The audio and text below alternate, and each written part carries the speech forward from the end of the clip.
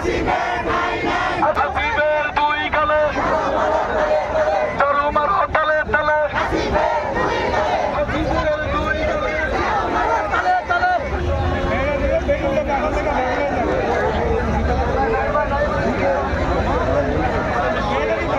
ভাই আমরা আপনার পিছনে আছি ভাই ভাই আমরা আপনার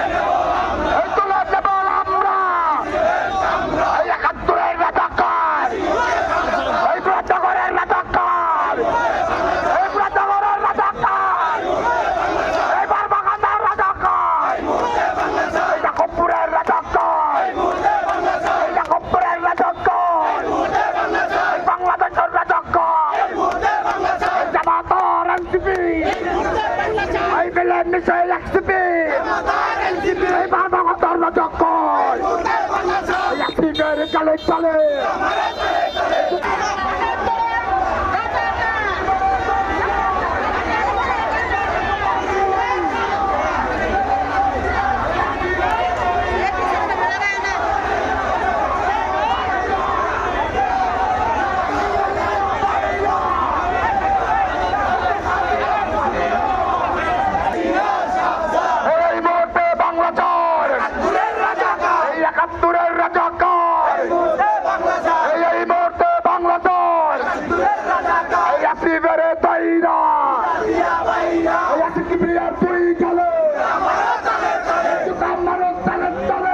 আসিফ মাহমুদ সজীব ভুঁইয়া তো তার অপকর্মের জন্য, দুর্নীতির জন্য সে তো বাংলাদেশের কোথাও নির্বাচন করতেছে না।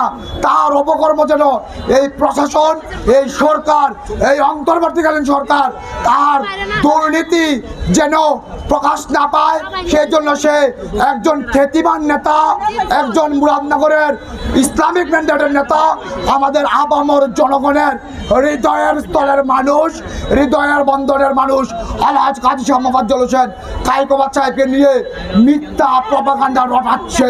এই অন্তর্বর্তীকালীন সরকারকে, ইন্টারিমকে জানিয়ে দিচ্ছি, আপনাদেরকে কিন্তু আমরা আমাদের রক্তের উপর ভর করে এই ইন্টারিম সরকারে এসেছেন।